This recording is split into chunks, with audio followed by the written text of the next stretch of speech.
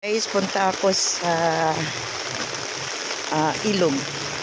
Pero dito ako dumaan sa kalsada. Although may shortcut doon papunta doon, dito po ako dumaan kasi madulas po doon. Kasi may mga hagdan. Yan.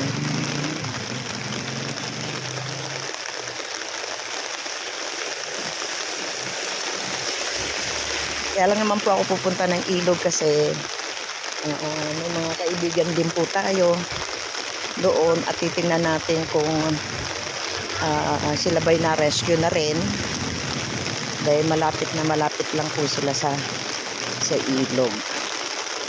May mga nagtitinda pa rin. So ito yun, papunta doon sa may tulay. Walang hinto ang ulan, magdamag po ang ulan. Ayan, nakapayong ako ng transparent.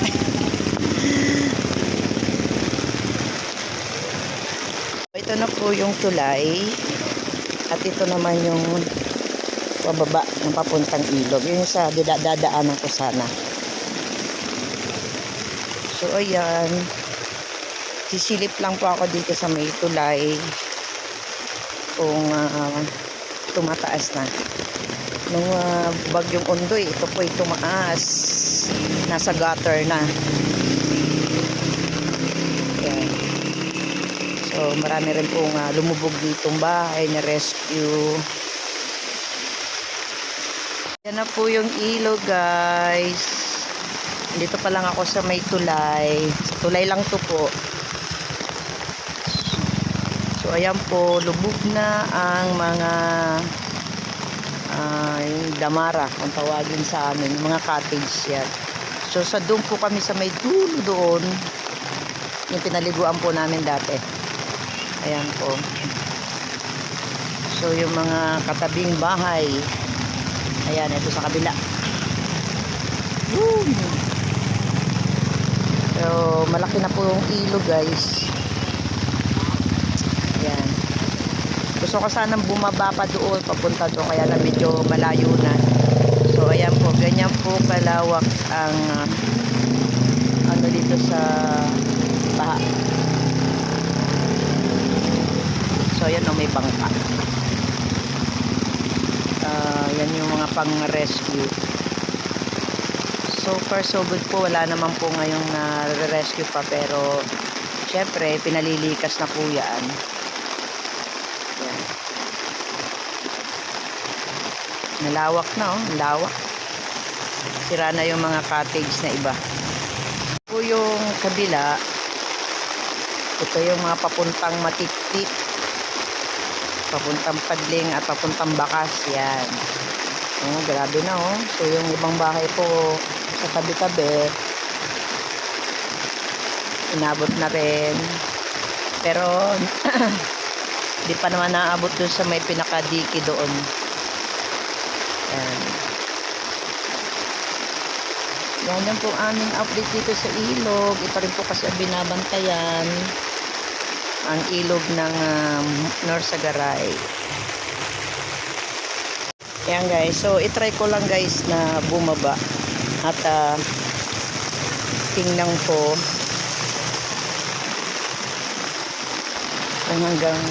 kung may mga bahay na nilikas dito. Pero alam ko yung sa pinakababang baba na may mga bahay nilikas na po yun. Dahan-dahan lang ako ng lakad kasi madulas. Ayan. So merong, ayan na. Ito na yung dinadaanan ko. Yung galing sa amin. So yan pa lang. Hindi pa naman siya umaano dito sa may pinaka-gutter. Ayan yung kanina eh.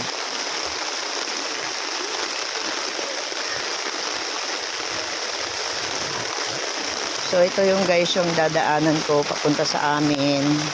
Ayan yun oh. Ayan. So may mga bahay po dito. Hindi pa naman pala inaabot yung iba. Pero yung pinaka mababa, ayun na oh.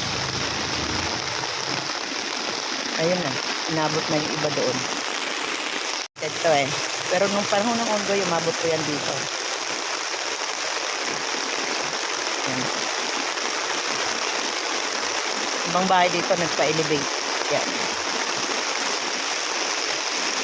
So, inabot na ng baha yung cottage doon. Daming cottage dyan. Ngayon, ayan na lang, oh, yung pinakabungad lang. Kumbaga yan yung pinakalikod. Ayan. Dami na tuloy damo. Binabaybay ko na yung dating nilalakaran ko. Mukhang makakarating pa ako sa dulo nito. So, try ko nga pumunta doon. At kasi doon mas kitang-kita eh.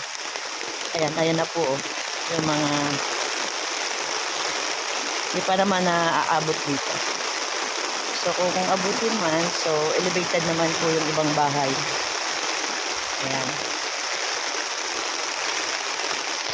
Ayan guys, malapit na po ako sa yung dating pinaliguan namin.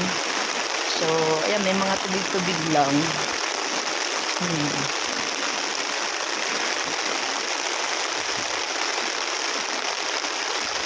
Na iba, inabot na.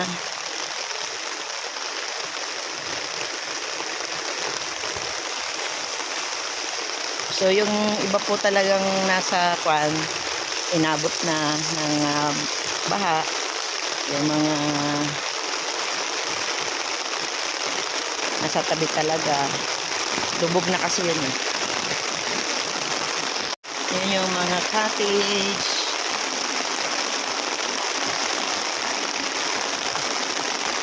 Cottage po yan. So, yung iba po inabot na.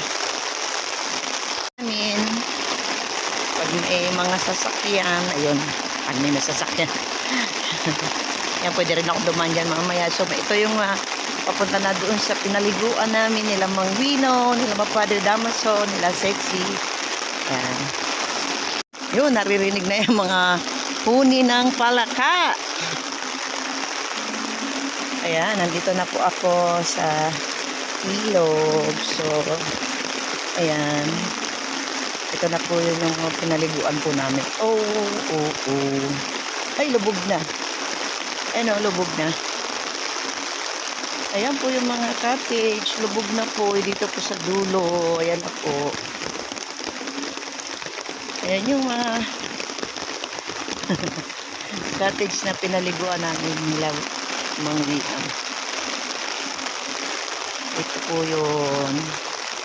So, wala na rin po yung bridge. Yan po yun.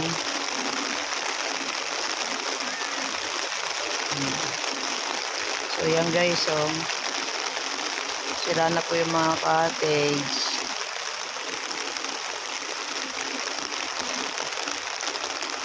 Na po ang ulan. Pataas na po ng pataas. Ayan na po yan. Ito na yung gutter. So, may mga bahay na po na inabot na. So, bye-bye guys. Mag-ingat po tayong lahat. Ayan. Ingat po tayong lahat guys. Nakakaawa naman po yung ibang nabaha. So, ayan po. Safe all. Bye-bye po sa atin. Pauwi na po ako. So, ayan, may mga nagro-robing na po guys. So, uwi na po ako guys. Bye-bye.